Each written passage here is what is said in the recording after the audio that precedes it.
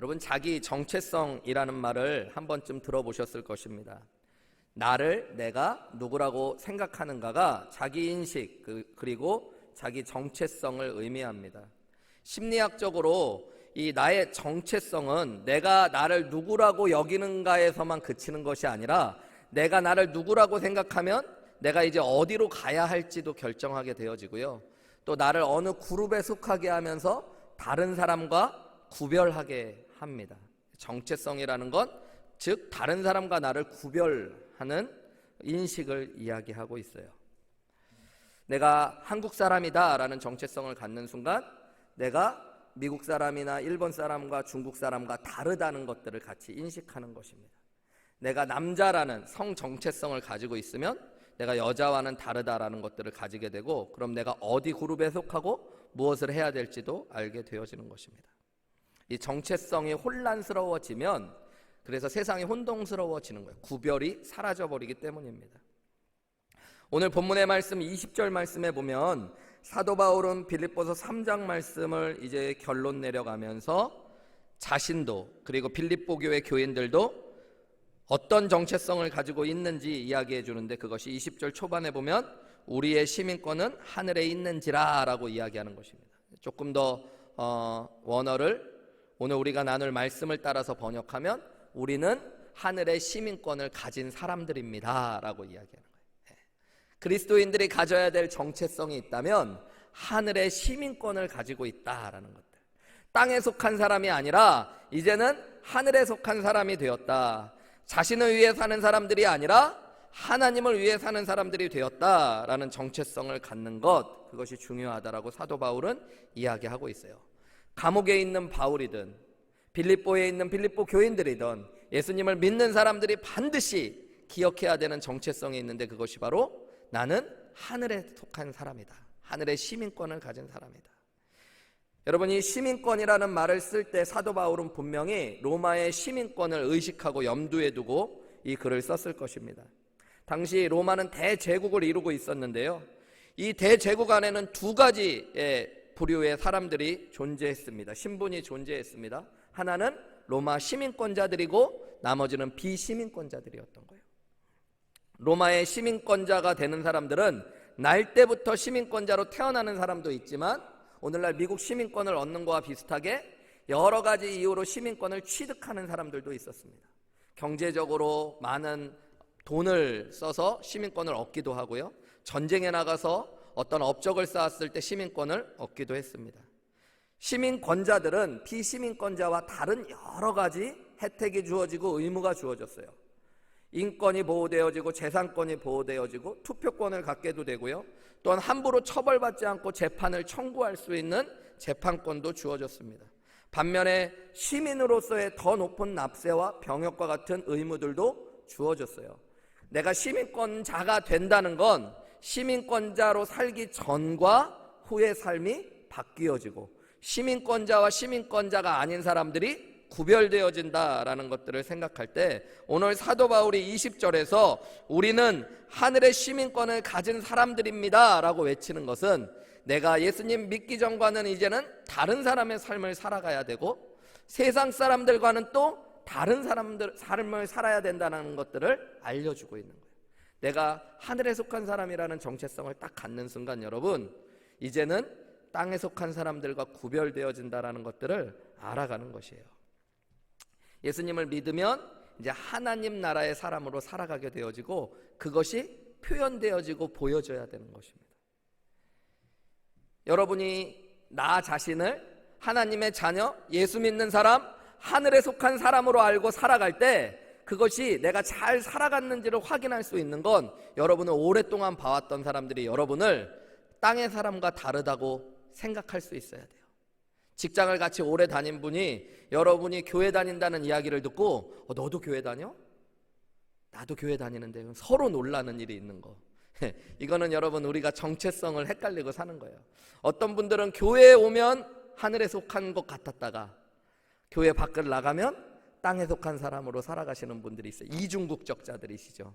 네, 여러분 예수님 믿는 사람들은 이중국적이 없습니다. 하늘나라는 일중국적밖에 없습니다. 복수국적이 허용되지 않는 것. 우리가 예수님 믿으면 우리는 하늘에 속한 사람이라서 세상과 다른 삶을 살아가는 거예요. 오늘 사도 바울은 자신과 빌립보 교인들이 하늘에 속한 사람이라고 이야기하면서 그 하늘에 속한 사람들은 어떤 사람들인가를 본문을 통해 이야기해 주는데요. 오늘 본문의 말씀을 통해서 우리가 하늘에 속한 사람들의 삶을 깨달아가고요, 내 삶을 돌아보면서 내가 하늘에 속한 사람으로 어떻게 살아가야 되는지 깨닫는 귀한 은혜가 있으시기를 주님의 이름으로 축복합니다.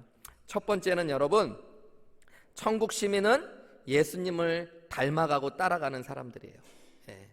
예수님을 바라보고 따라가는 사람들이 천국 시민입니다. 우리 17절 말씀 같이 한 목소리로 읽어볼까요?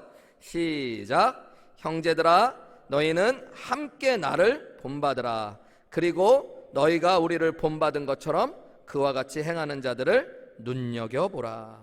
오늘 사도 바울은 함께, 빌립보 교회 교인들이 함께 자신을 본받으래요. 그리고 본받을 만한 사람들을 눈여겨보면서 따라오라고 이야기합니다.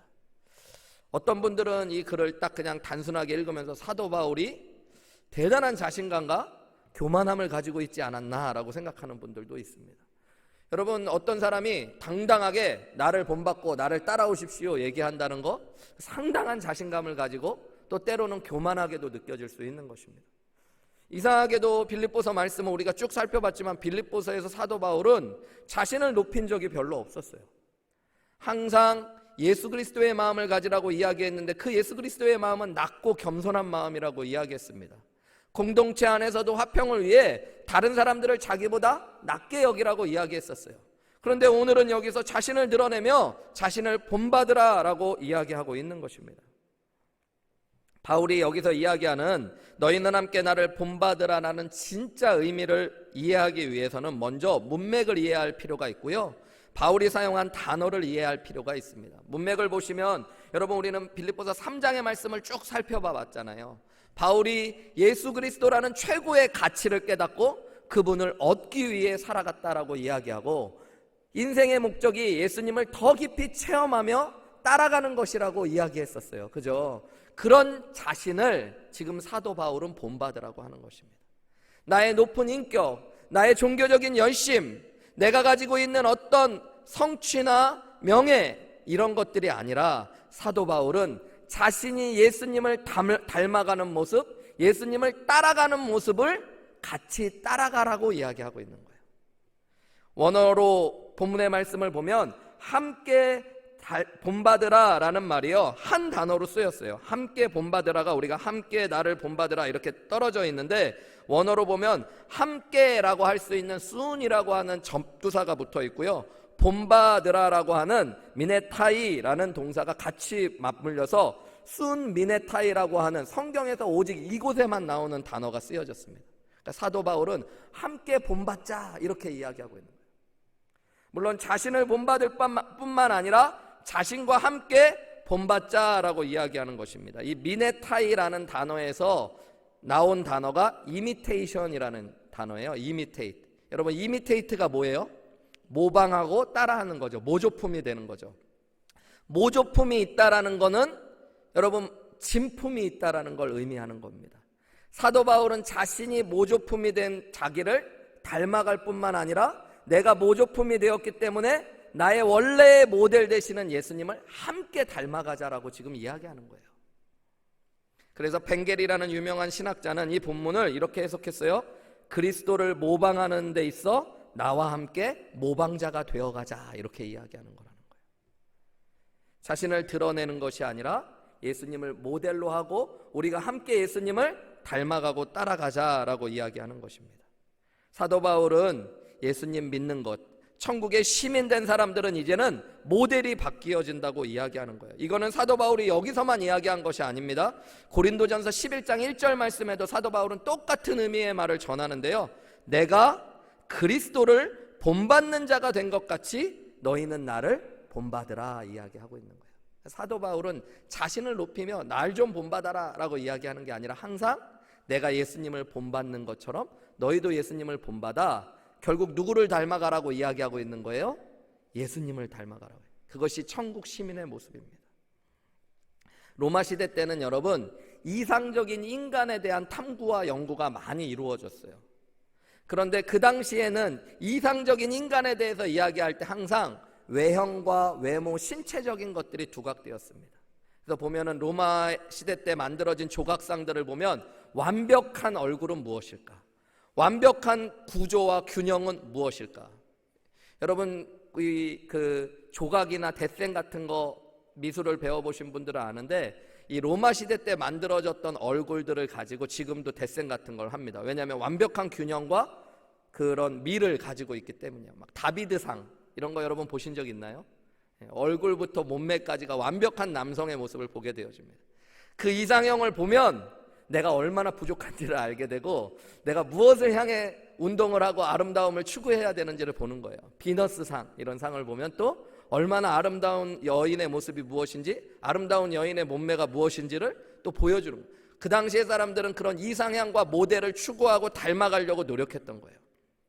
땅의 사람들은 다 땅의 것들을 추구하며 살아갑니다. 이 땅에서도 여러분 우리가 예수님 안 믿어도 무언가 닮아가려고 하고 따라가려고 하고 보고 본받기 원하는 모델들이 있을 때가 있습니다. 근데 대부분은 다 세상적인 것들이죠. 명예를 갖고 지식을 갖고 어떤 일을 업적을 이룬 것들을 따라가려고 할 때가 많아요. 어렸을 때, 요즘 아이들은 잘 안 그런 것 같은데 저희는 어렸을 때 초등학교 때 위인전은 읽으라고 많이 하고 네가 가장 존경하는 위인은 누구냐고 자꾸 물어보고 그 사람을 닮아가라는 이야기들을 많이 들었잖아요. 여러분 근데 위인전을 읽을 때는 참 다 좋은 얘기만 나와서 감사한데 나중에 좀 커서 역사를 제대로 배워보면 내가 존경할 줄 알았던 사람들에게도 부족함이 있고 또 역사적으로 해석을 달리하는 것들을 보면 큰 충격을 받을 때가 있죠. 어쨌든 우리는 무언가 모델을 보고 따라가고 닮아가려고 하는 인간의 특성이 있는데요. 오늘 사도 바울은 천국의 시민된 사람들은 이제 다 같이 함께 예수님을 닮아가고 따라가는 사람들이라고 이야기해주고 있는 거예요. 예수님 믿는 것은 이제 예수님 믿고 천국 시민이 되었으면 여러분 예수님을 닮아가려고 노력하셔야 됩니다. 그리고 예수님을 모델로 삼으셔야 돼요. 목표가 크셔야 돼요. 내 마음이, 내 생각이, 내 말이, 내 사람들을 대하는 태도가 여러분 누구와 같아지시려고 노력해야 되냐면 예수님을 닮아가려고 노력하셔야 됩니다. 우리가 말씀을 읽는 이유도 예수님을 더 알아가고 그래서 예수님을 더 닮기 위해서예요. 근데 사도 바울은 오늘 본문의 말씀을 조금 더 자세히 살펴보면 17절에 함께 본받으라, 그리고 나를 본받으라, 또한 우리를 본받은 것처럼 그와 같이 행하는 자들을 눈여겨보라 그러는데 이 눈여겨보라는 말도 우리가 지난주에 나온 표대라는 단어와 똑같은 단어입니다. 목표로 삼고 그들을 주목하여 보고 따라가라는 말이에요. 사람들을 통해 예수님을 닮아가는 것이 교회 공동체라는 것을 빌립보 교회 교인들을 향해 알려주고 있는 것입니다. 여러분 우리가 혼자 예수님 믿어도 좋다라고 이야기하는 분들이 있어요. 요즘에는 뭐 가나안 성도라고 그래서 뭐 거꾸로 하면 안가나 아닌데 나안가인가요? 가나안을 거꾸로 하면 어떻게 되죠? 요즘 정신이 왔다 갔다 해서 뭐 아무튼 교회를 안 가는 성도님들을 가나안 성도님이라고 부른다고 합니다. 말도 되게 멋있게 꾸며내고 어떤 분들은 뭐 통계가 제대로 됐을 리도 없지만 한국에 그런 교인들이 뭐 100만이 넘네 뭐 이런 이야기를 하기도 합니다. 혼자서 신앙생활 하는 것, 여러분 예수님은 성경을 보면 신앙생활을 그렇게 하라고 우리에게 말씀하시지 않았어요. 우리가 예수님을 알고 닮아갈 때도 여러분 누군가를 보며 닮아가게 되어져입니다. 우리는 다 누군가에게 영향을 주고 또 누군가를 따라오게 하는 특성이 있어요. 사람은 아닌 것 같아도 옆에 있는 사람의 영향을 받고요, 그 사람을 따라하게 됩니다. 학창시절에 중고등학교 때 보면 가까이 있는 친구들이 있잖아요. 지금은 이제 나이들이 조금씩 먹어가면서 친구가 있어도 그만큼 가깝지 않은데 중고등학교 때는 진짜 가깝게 지내는 친구가 있으면 이상하게 말투도 비슷해집니다. 여러분. 그 친구가 쓰는 말도 내가 쓰게 되어지고요, 그 친구가 하는 표정을 또 닮아가게 되어지는 것들을 보게 되어져요. 그렇게 사람은 서로 영향력들을 줘요. 교회 공동체라는 것, 하나님 나라의 시민으로 함께 불러준 사람들은 여러분 함께 예수님을 보면서 서로 예수님을 닮아가는 존재라고 오늘 말씀이 우리에게 알려주고 있는 거예요. 교회를 다닐수록 우리는 그래서 점점 변화돼야 되는데 누구를 닮아가야 되는 거예요? 예수님 닮아가셔야 됩니다. 한번 스스로에게 질문해 보세요. 나는 교회를 얼마나 다녔지? 아니 교회 다닌 거는 어렸을 때부터 아무 생각 없이 다녔을 수 있으니까 내가 예수님을 나의 구원자여 주님으로 믿고 얼마가 되셨는지 한번 돌아보세요. 그리고 그동안에 얼마나 예수님을 닮으셨는지 돌아보십시오.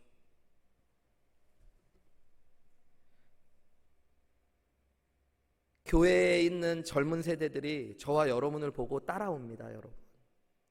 여러분의 자녀가 정말 무서운 진리인데요, 여러분의 인생을 따라갈 겁니다. 저희 교회 부목사님들은 저를 싫어하든 좋아하든 아마 저를 닮아갈 겁니다. 나중에 자기들도 모르게 저와 비슷하게 목회하는 걸 보게 될 거예요. 제가 8년 반 담임 목회를 미러키 교회에서 하고 11년 정도 그 교회를 섬겼는데 나올 때 저도 그렇게 느꼈는데 성도님들이 그런 이야기 하시더라고요. 목사님, 결국 교회는 목사님을 닮아가는 거네요 라고 이야기해요. 저희 교회 성도님들이 저를 너무 많이 닮아있어요. 아직 하늘익교회 많은 성도님들은 오 목사님을 많이 닮으셨더라고요. 여러분, 내가 싫든 좋든 그렇게 닮아가는 거예요. 그런 의미로 본다면 여러분, 우리가 어떻게 살아가야 되는지를 깊이 생각하셔야 되는데, 내 자녀들이 예수님을 따라가기 원한다면 내가 먼저 예수님을 닮아가려고 노력하셔야 됩니다. 교회 안에서 목자로서 또 나보다 늦게 믿은 성도님들이 여러분을 보고 예수님을 보실 수 있는 은혜가 있기를 주님의 이름으로 축복합니다. 저분을 보니까 내가 예수님을 본다. 어떤 성도님 한 분과 이야기하는데요, 하나님께서 예배 가운데 어떤 성도님이 막 눈물을 흘리고 힘들어 하시는 것들을 보여주셔서 교회 복도를 걸어가다 그 성도님을 마주쳐서 그냥 자기도 모르게 예수님이 주시는 마음에 그 성도님을 꼭 끌어안았다고 그래요. 나중에 그 성도님이 이야기하는데, 내가 자매님께서 저를 끌어안아 주신 그 모습 속에서 예수님을 만났습니다 라고 이야기하더라는 거예요. 여러분, 그것이 우리가 살아가는 모습이에요. 이제 우리가 대면 예배가 조금씩 확대되면서 오래간만에 보는 성도님들이 있으면 여러분에게 저런 이야기들을 하실 거예요. 그때 여러분, 집사님은, 성도님은, 자매님은 한결같으십니다. 이 얘기가 좋은 얘기일 수도 있고 아주 나쁜 얘기일 수도 있습니다. 여러분, 우리가 10년 전에 만났던 믿음의 동지가 여러분을 보고 넌 참 한결같다 라고 얘기하는 것, 앞에 얘기했듯이 좋은 것일 수도 있고 나쁜 것일 수도 있습니다. 저를 오래간만에 만난 사람들이 참 많이 변하셨네요 라는 소리 들었으면 좋겠어요. 근데 그것이 나쁜 게 아니라 예수님을 많이 닮았다라는 고백으로, 저는 제 딸들이 제 인생을 마치는 날 아버지를 보고 아버지를 따라 예수님을 닮아가고 싶다라는 이야기를 했으면 좋겠습니다. 그게 천국 시민들의 모습이에요. 이제는 예수님을 보고 예수님을 따라가는 거예요. 신앙이라는 건 그런 거예요. 예수님이 걸어가신 길이 있고 그 다음에 12제자들이, 오늘 보면 바울도 그 뒤를 따라 예수님을 닮아가고 따라갔어요. 우리는 그 길에 긴 행렬 속에 포함되는 거예요. 그게 하나님 나라의 백성이 되는 거예요. 멀리 보면 예수님이 계시고 그 뒤에는 믿음의 선진들이 있고 우리는 그 길을 또 따라 같이 걸어가는 것입니다. 여러분, 그것이 천국 백성들의 모습이에요. 모델이 사라진 시대라고 이야기합니다. 닮을 사람도 없고 배울 사람도 없는. 예전에는 저희 어렸을 때 뭐가 되고 싶냐 그러면 대통령 되겠다는 이야기 하는 친구들 많았고, 저도 그런 이야기를 과감하게 용감하게 겁도 없이 했던 적이 있었던 것 같아요. 그때는 그래도 대통령은 좋은 분이든 나쁜 분이든 높은 사람이라고 생각하고 닮아가야 될 사람처럼 생각했습니다. 근데 요새 아이들은 아무도 대통령 닮고 싶다는 얘기하는 아이들이 거의 없습니다. 대통령은 맨날 하면 욕먹고 감옥 가고 그런 사람들 같고, 그나마 좀 되고 싶은 게 연예인 되고 싶다라는 이야기를 하죠. 교회 안에도 닮고 싶은 사람들이 있는지 생각해 보면, 여러분, 오늘날 목사님들을 보면서도 존경하고 사랑하고 닮아갈 수 없다라는 것들 불행한 일인지도 모릅니다. 저는 우리 한우리교회가 예수님 닮으려고 서로 노력하면서 서로에게 모본이 되고 도전이 되는 은혜가 있으시기를 주님의 이름으로 축복합니다. 그 행복한 거예요. 행복한 거예요. 나이가 젊은 분이든 나이 많은 분이든 보면서 내가 저분이 예수님 닮아가려는 모습, 사랑하는 모습 닮고 싶다. 따라가고 싶다. 또한 저와 여러분이 그런 모범이 되셔야 돼요. 닮을 사람이 없어, 따라갈 사람이 없어 라고 얘기하실 때 여러분이 교회 안에 있었으면 자기 자신에게 얼굴에 침을 뱉는 거예요. 내가 닮아갈 사람이 돼야겠다라고 생각하시면 돼요. 예수님이 누구인가 보여주는 사람, 내가 그 좋은 모델이 되어 이 땅 가운데 예수님을 보여주실 수 있는 은혜가 있으시기를, 그래서 그 천국 시민으로 살아가실 수 있기를 주님의 이름으로 축복합니다. 두 번째로 천국 시민은요, 여러분, 멸망을 향해 가는 사람들을 향한 눈물이 있다라고 오늘 본문에서 우리에게 알려줍니다. 우리 18절 19절 말씀 같이 한번 읽어볼까요? 시작. 내가 여러 번 너희에게 말하였거니와 이제도 눈물을 흘리며 말하노니 여러 사람들이 그리스도의 십자가의 원수로 행하느니라. 그들의 마침은 멸망이요 그들의 신은 배요 그 영광은 그들의 부끄러움에 있고 땅의 일을 생각하는 자라. 빌립보서는 기쁨의 서신이었고, 우리가 이미 계속 살펴본 대로 사도 바울은 감옥 한가운데서도 기쁘다라는 말을 했는데요, 오늘 본문의 말씀에는 그가 여러 번 이야기했듯이 자신은 눈물로 또 이야기한다라고 이야기하고 있습니다. 왜 눈물을 흘릴까요? 본문의 말씀을 보면 어떤 사람들 때문이다라고 이야기해요. 18절에 보면 여러 사람들이 라고 번역했는데 이것은 많은 사람들, 대부분의 사람들을 이야기하는 것입니다. 대부분의 사람들은 그리스도의 십자가의 원수로 행한대요. 그들의 마침은 결국에 멸망이래요. 그들의 신은 배다라고 이야기하는데, 이 신이라는 것은 신는 신발이 아니라 섬기는 신을 이야기합니다. 그들이 섬기고 추구하는 것은 배다. 그런데 이 배는 타는 배가 아니라 원어로 보면 자신의 복부를 이야기해요. 그러니까 자신의 배.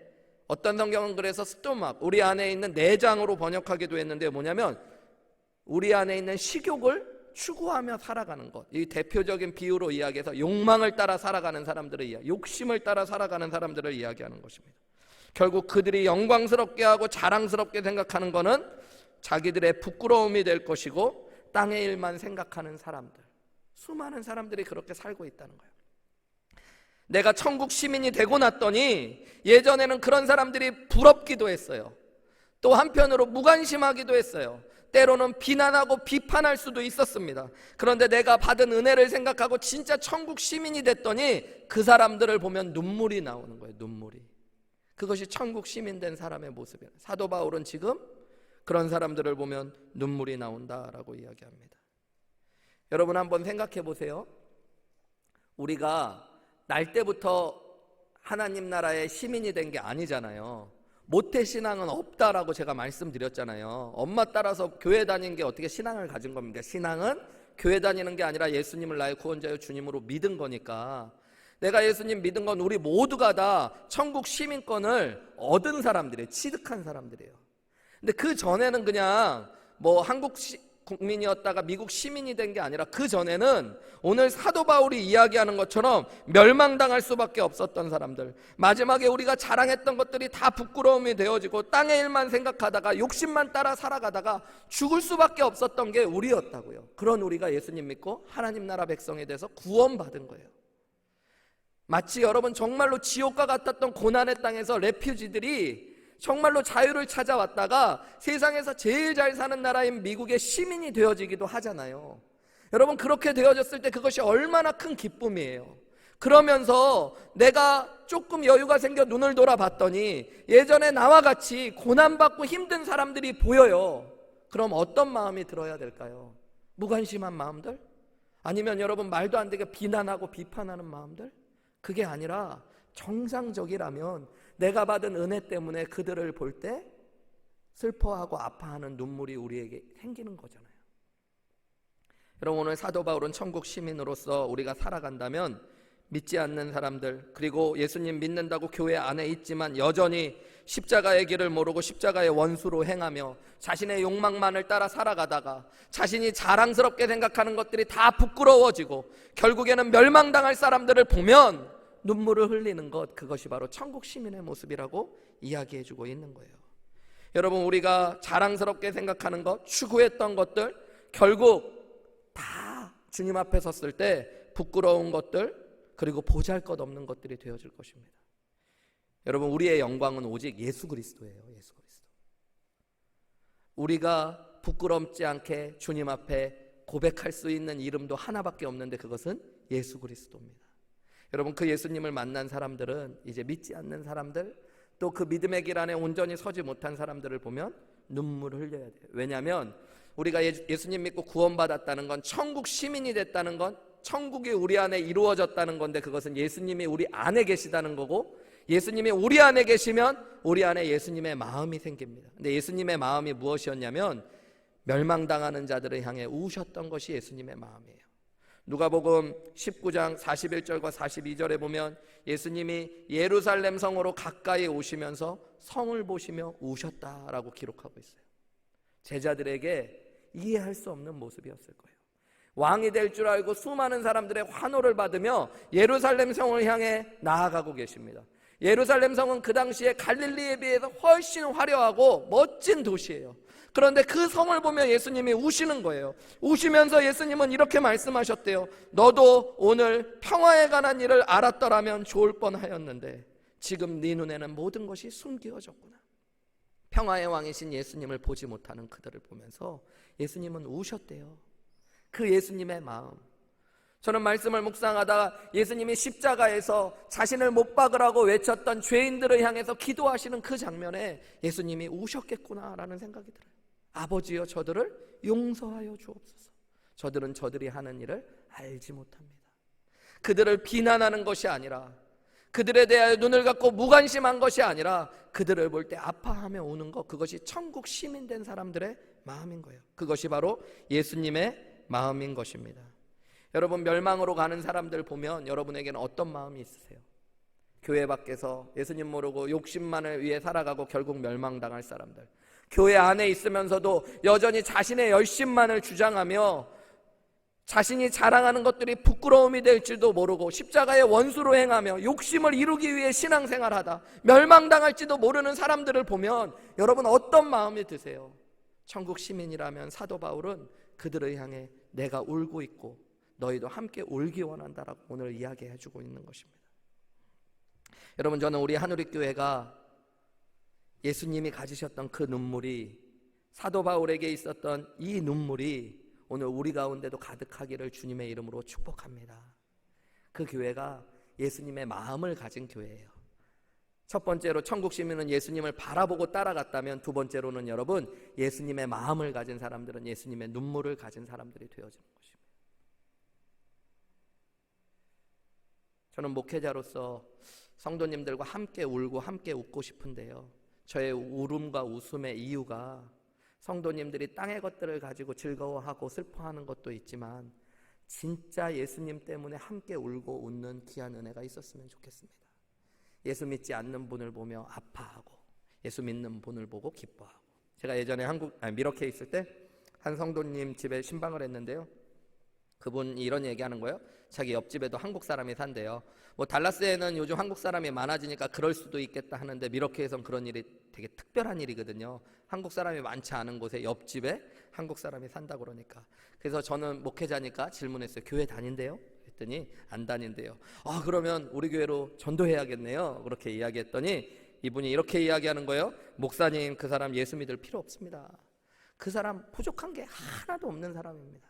직업은 의사고요, 가정도 얼마나 화목하고요, 가진 재산도 많고요, 학교는 이런 학교 나오고, 자기들이 얘기해봤는데 부족한 게 하나도 없대요. 굳이 예수 믿을 필요 없는 사람 같대요. 그때 그래요, 그냥 신방 가서 그런 얘기했지만 제가 속으로 얼마나 가슴을 치고 속상해했는지 모릅니다. 그분은 부족해서 예수 믿는 사람인 거잖아요. 그러니 세상에 있는 사람을 보고 그 사람이 많은 것들을 가졌다는 이유로 예수 믿을 필요가 없다라고 이야기하는 거죠. 아무리 많은 것을 가졌어도 십자가의 길을 모르고 욕망만을 위해 살다가 결국에 하나님 앞에 부끄럽게 되어지고 멸망당할 사람이라면 그들을 향해 흘릴 수 있는 눈물이 우리에게 있어야 되는 것, 그게 천국 백성 된 사람들의 마음인 거예요. 여러분, 이 마음이 저와 여러분에게 가득하고 회복되시기를 주님의 이름으로 축복합니다. 마지막으로 여러분, 천국 시민 된 사람은 주님 만날 날을 기다리는 사람들입니다. 우리 20절 21절 말씀 같이 한 목소리로 읽어볼까요? 시작. 그러나 우리의 시민권은 하늘에 있는지라 거기로부터 구원하는 자 곧 주 예수 그리스도를 기다리노니 그는 만물을 자기에게 복종하게 하실 수 있는 자의 우리 낮은 몸을 자기 영광의 몸의 형체와 같이 변하게 하시리라. 오늘 사도 바울은 천국 시민으로서 자신은 누구를 기다린대요. 근데 누구를 기다립니까? 예수님 기다린대요. 근데 그 예수님이 구원자이신 예수님을 기다린다라고 이야기하고 있고요. 구원자인 예수님이 오셨을 때 만물을 복종하게 하실 수 있는 자의 역사, 하나님의 크신 역사로 말미암아 우리의 낮은 몸, 연약한 몸, 부족한 몸을 예수님의 영광의 몸의 형체와 같이 변화시키실 것이다 라고 이야기합니다. 사도 바울이 기다리는 건 예수 그리스도인데, 예수님이 오시면 자신의 연약한 육신, 자신의 연약한 영혼, 자신의 연약한 마음, 병든 심령, 예수님과 같이 온전하게 더 예수님 닮도록 완전한 모습으로 회복시키실 그날, 그것을 기다리며 산다라고 이야기하고 있는 것입니다. 여러분, 우리가 예수님 믿는 건 복음을 믿는 거잖아요. 복음의 핵심은 예수 그리스도잖아요. 예수님을 믿는다는 건 예수님이 인간의 몸을 입고 이 땅에 오셨다는 것도 믿는 겁니다. 하나님이신 그분이. 그리고 예수님이 나의 죄를 위해 대신 죽으셨다는 것도 믿는 것입니다. 그뿐만 아니라 예수님께서 우리의 죄의 모든 값을 지불하시고 부활하셨음도 믿는 것입니다. 그리고 그 예수님이 지금 하나님 우편에 앉아 하늘로 올리셔서 하나님 보좌 우편에 앉아 계시다는 것도 믿는 것입니다. 예수님의 초림, 예수님의 죽으심, 예수님의 부활, 예수님의 승천도 믿는 것이죠. 근데 거기서 그치는 게 아니에요. 예수님을 온전히 믿는다는 건 예수님의 재림도 믿는 것입니다. 예수님이 약속하셨어요. 우리에게 다시 오시겠다고요. 여러분, 그래서 천국을 믿는 사람들, 예수님을 구원자여 주님으로 믿는 사람들은 예수님의 재림을 믿는 사람들이에요. 믿으면 기다리게 되어져 있어요. 여러분, 그날은 정말로 좋은 날입니다. 우리가 예수님 믿는다는 건 이제 세상의 가치가 아니라 예수님을 보고 예수님 닮아가고 따라가기로 목적했는데, 이 땅에서는 완전함을 이룰 수 없어요. 여러분, 우리가 예수님 닮고 싶어서 노력하지만 조금씩 변화되지만 완전한 것은 이 땅에서 이루어지지 않습니다. 근데 마지막 날은 여러분, 우리의 육신도, 우리의 마음도, 우리의 생각도, 우리의 영혼도 예수님과 같이 변화시켜 주실 거래요. 그게 천국에서는 완전하고 온전함을 누리는 것. 그것을 믿는다면 기다리게 되어지죠. 기다리게 되어져. 여러분, 기다림이라는 게 믿음의 핵심입니다. 제가 보기에 기도도 기다림이 필요해요. 여러분, 응답도 기다려야 되고 기도에 줄이 잡히기 위해 기다려야 해요. 기다리지 못하는 분은 신앙생활을 하실 수 없어요. 말씀도 기다림이 필요합니다. 깨달음을 기다리고 은혜를 기다리셔야 돼요. 사람을 세우고 섬기는 것도 여러분 기다림이 필요합니다. 사람이 변화되는 데는 시간이 필요하기 때문에 목자를 해보시고 누군가를 섬기려고 노력하시다 보면 여러분 반드시 깨닫는 게 있는데 기다림이 있어야 된다는 거예요. 나의 신앙의 성숙도, 구원의 완성도, 오늘 사도 바울이 이야기하듯이 기다림이 필요합니다. 자기 자신을 너무 힘들게 하는 분들이 있어요. 나는 안 돼. 내가 신앙생활 하려고 노력도 해보고 오늘 주신 예수님의 말씀처럼 예수님 닮으려고 노력했는데 안 돼. 그러니까 적당히 포기하고 그냥 교회만 왔다 갔다 하는 거예요. 근데 여러분, 예수님을 신뢰하고 기다리십시오. 우리가 노력하는 게 아니라 우리 안에 착한 일을 시작하신 이이신 예수님께서 그리스도의 날까지 그분이 하시기로 한 우리를 예수님의 영광스러운 몸의 형체와 같이 변화시키시는 일들을 반드시 이루시고 완성하실 것입니다. 언제요? 예수님 오실 때. 예수님을 기다리는 거예요. 행복하며 확신하며 기다릴 수 있어요. 왜냐하면 신뢰하니까. 그게 믿음이거든요. 믿음은 신뢰하고 확신하며 기다리는 거예요. 예전에 한국에서 이상가족 만남들이 있었잖아요. 어렸을 때 막 TV로 생중계해주고 처음 했을 때인 것 같은데 그때 어렸을 때인데도 기억에 나요. 계속 방송으로 생방송을 해주는데 막 만나고 찾고 그 이상가족이 만났던 이야기들 중에 오래전에 헤어졌던 노 부부가 만난 일이 있더라고요. 너무 반갑죠. 남편을 만나고 싶었고 아내를 만나고 싶었고 막 이야기해요. 어떻게 살아왔는지 헤어졌던 얘기를 하면서 그러다가 되게 중요한 질문을 하더라고요. 어떻게 살았어? 혼자 살았어? 이렇게 질문했더니 아내는 혼자 살았더라고요. 아이들을 키우며. 근데 남편은 다른 여자 만나 또 다른 고개가 남편이 갑자기 푹 숙여지대. 정막이 흐르고 카메라가 어디를 갈지를 모르고. 아내가 그러면서 한마디 하는 거예요. 돌아온다고 해서 기다렸다고. 확신을 가지고 기다린 거죠. 여러분, 누군가를 진짜 신뢰하면 그 말을 믿고 기다릴 수 있게 되어져요.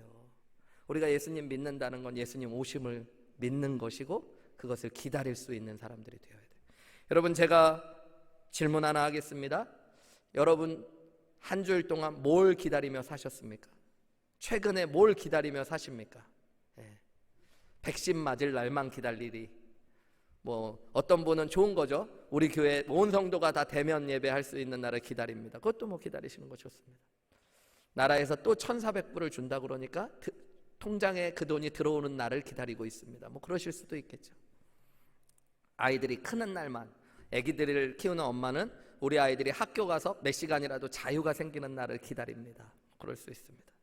근데 여러분, 예수 믿는 사람들은 정말로 기다려야 될 게 있는데, 천국 시민이 되었다면 이제 주님 오실 날을 기다리고 사셔야 돼요. 그 안에 기쁨이 있어요. 오늘 주님이 오실 것들을 기다리셔야 돼요. 한 주 동안 그게 한 번도 없었다면 우리가 자기 정체성을 모르고 살아갔던 거예요. 자꾸 땅의 사람들처럼만 살았던 거예요. 여러분, 우리 안에 주님 기다리는 은혜가 회복되시기를 주님의 이름으로 축복합니다. 행복한 거예요. 어떤 목사님이 연세 드신 성도님들 많이 계신 곳에서 질문했대요. 죽어서 천국 가시고 싶은 분들 손 드세요. 그랬더니 다 손 드시더래. 한 분도 빠짐없이. 지금 천국 가고 싶으신 분 손 드세요. 그랬더니 아무도 안 드셨다고 이야기하잖아요. 여러분, 불행하게도 오늘 그리스도인들 안에, 오늘 교회 안에 이 이야기들이 사라져가고 이 소망이 사라져가고 있는 것입니다. 오늘은 안 되는데, 내일은 안 되는데, 우리 아이가 시집갈 때까지 마치 전쟁에 나가는 사람들 제외하라고 얘기하셨던 것처럼 약혼을 해서 결혼은 해야 되는데, 포도옷을 갖고 왔으니까 수확은 한번 얻어봐야 되는데, 그 다음에 주님이 오셨으면 좋겠다는 것처럼, 그게 아니라 여러분, 진짜 천국 시민이 되었으면 예수님 오셨으면 좋겠어요. 제가 질문해봤어요. 저에게도 너는 지금 주님 오셨으면 좋겠니? 근데 다행인 건 아직은 순수해서 주님이 오늘 오셨으면 좋겠습니다. 저는 이때 오시면 더 좋을 것 같아요. 설교할 때, 말씀 전할 때 얼마나 괜찮습니까? 주님 오시면 지금도 감사한 게 많지만 훨씬 더 감사한 일들이 넘칠 겁니다. 하나님이 지금도 주님 은혜를 많이 주셨지만 그때에는 더 완전한 모습으로 주님을 만나고 알고 찬양하게 될 것입니다. 그래서 초대교회 성도들은 여러분, 마라나타로 인사했다고 그러잖아요. 마라나타가 뭐예요? 주 예수여 오시옵소서. Come, O Lord. 이게 바로 마라나타예요. 주님, 나의 주님, 지금 오시옵소서. 영국의 유명한 소설가인 윌리엄 서머셋 모음이라는 분이 계시죠. 이분이 쓴 여러 가지 소설들이 아주 유명한데요. 그 중에 대표작은 달과 육펜스라고 하는 소설입니다. 이 달과 육펜스의 이야기를 읽어보면 한 주식 중개인이었던 스트릭랜드라고 하는 주인공이 어느 날 사라져버립니다. 아이도 있고 아내도 있고 가정에 있었던 사람, 또 안정적인 직업을 가지고 있었던 중년의 남자가 어느 날 사라져요. 부인이 수소문을 해보니까 파리에 가 있다는 이야기를 들어요.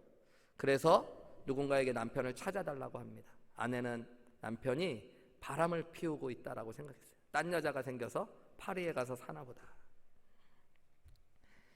이 스트릭랜드를 파리에 가서 찾아서 만나게 되는데요. 이 스트릭랜드는 화가가 되기 위하여 파리에 왔다라고 이야기해요. 그림을 배우기 위해. 도저히 이해가 안 되는 거예요. 아니, 화가가 되겠다고 파리에 와?